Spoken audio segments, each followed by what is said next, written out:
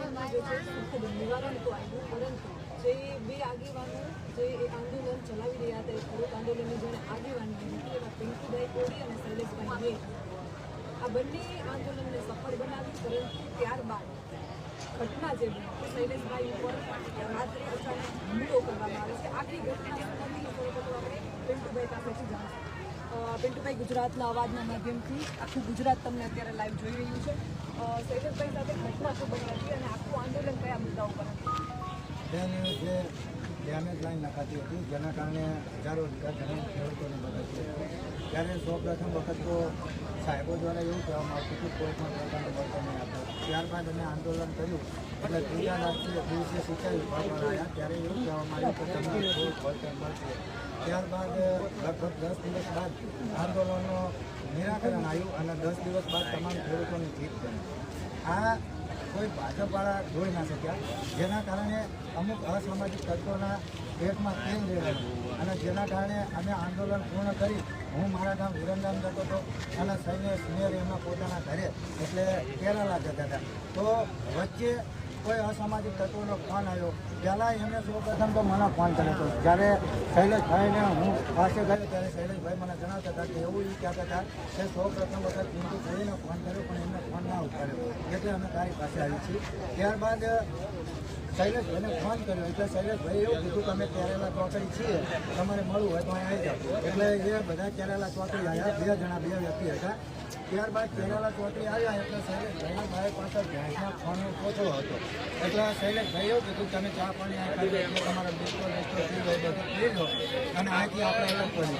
તો શૈલેષભાઈને એમને એવું કીધું કે આ ફોનનો કોથળો મારા બાઇકમાં મૂકી દો, એટલે મારી ગાડીમાં મૂકી દો, મારી ગાડીમાં લઈ અને આપણે તમારા ઘરે ફોનનો કોથળો મૂકી આવી અને ત્યારબાદ આપણે આવી અને ચા પાણી કરીએ. તો શૈલેષભાઈ કે કોઈ વાંધો નહીં, કે ચલો એવું કરીએ. તો એમની ગાડીમાં ફળનો કોથળો પણ આ આરોપીઓ લઈ ગયા અને ત્યારબાદ એમના ઘરે જઈ અને ફળનો કોથળો ઉતારી અને રિટર્ન પાછા આવ્યા. તો જે કેરેલા ચોકડી છે ત્યાં આવી અને ચા પાણી કરવા માટે ગાડી ઊભી રાખી.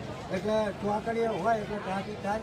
તો એ જે ગુંડાઓ હતા એમને શૈલેષભાઈને એવું કીધું કે આ કંઈ કાર્ય થશે, અહીંથી 20 મીટર દૂર જે સરપંચ આવેલી છે આપણે અહીંયા જઈને ચા પાણી કરીએ. તો શૈલેષભાઈ કે કંઈ વાંધો નહીં, આપણે અહીંયા જઈને ચા પાણી કરીએ. તો શૈલેષભાઈ કે તમારું બાઇક આવીને મેળવી દો અને તમે ગાડીમાં બેસી જાઓ. તો શૈલેષભાઈ કે કોઈ વાંધો નહીં. તો 20 મીટર જેવી દૂર ગાડી હાકી એટલે જે સરપંચ ચા આવી તો શૈલેષભાઈ એમ કીધું કાંઈ ઊભી રાખો. એટલે ઓલા મેં ગાડીના દરવાજામાં ગાડી હાકી લોક કરી નાખી અને ઉતાવળી હાકી. તો એની પાછળ જે વ્યક્તિ બેઠો હતો એને શૈલેષભાઈની ગળતી પકડી. તો શૈલેષભાઈએ ટેરિંગ પકડ્યું અને ટેરિંગ વાળી દીધું એટલે ગાડી કંટ્રોલ બહાર જતી રહી. એટલે એ કંટ્રોલ બહાર છોડાવવા માટે આરોપીએ શરીરનો ઘા શૈલેષભાઈના હાથ ઉપર માર્યો, જેના કારણે એ હાથે ગવર્નર છૂટી ગયું, બીજા હાથે ગવર્નર પકડી પાડ્યું અને જોરથી દરવાજાનો પાટું માર્યું એટલે દરવાજો તૂટી ગયો. દરવાજો અડધો ખુલ્લી ગયો. શૈલેષભાઈ અડધા ગાડીની બહાર નીકળી ગયા. જેવા ગાડીની બહાર નીકળ્યા એટલે તરત જ તે એમની પાછળ એક અતુલ રિક્ષા હતી. અતુલ રિક્ષાવાળાને શૈલેષભાઈ એવું કીધું બચાવો બચાવો. એટલે અતુલ રિક્ષાવાળાએ રિક્ષા થોડીક ઉતાવળી હાકી અને ગાડી મોર ઊભી કરી દીધી અને શૈલેષભાઈએ રિક્ષાનું જે ઉપરનું કેરિયર આવે એ તરત પકડી લીધું અને એમ કરી અને શૈલેષભાઈનો બચાવ કર્યો. બાકી આ જે અસામાજિક તત્વો છે એને કાયદેસર પકડવામાં આવે. આ રાજકીય ષડયંત્ર હું કોઈનું ચોક્કસ નામ જોવા નહીં માંગતો, પણ રાજકીય ષડયંત્ર છે એ ચોક્કસ વાત.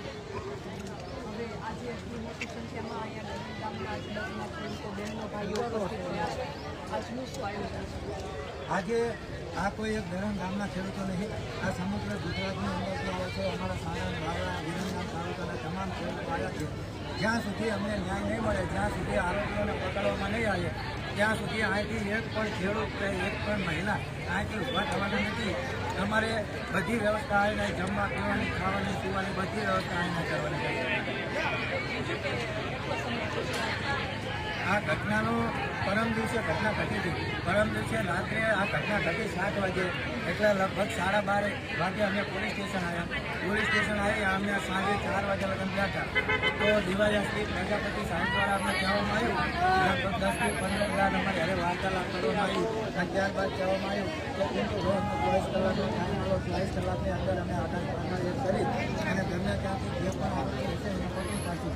પરંતુ આજે 24 કરતાં પણ વધારે સમય થયો એમ છતાં કોઈ પણ આરોપી પકડાયો નથી. એના કારણે અમે અમારા ન્યાય માટે આ આંદોલન ઉપાડ્યા હતા.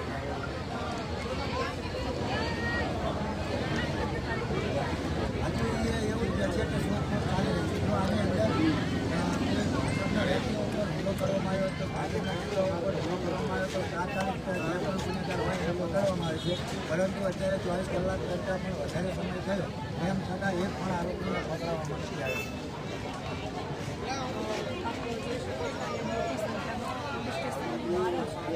ખેડૂતોએ ધરણા નાખી દીધા છે કે જ્યાં સુધી આરોપી પકડવામાં ન આવે ત્યાં સુધી આ જે દેશવાસીઓને ચીમકી પણ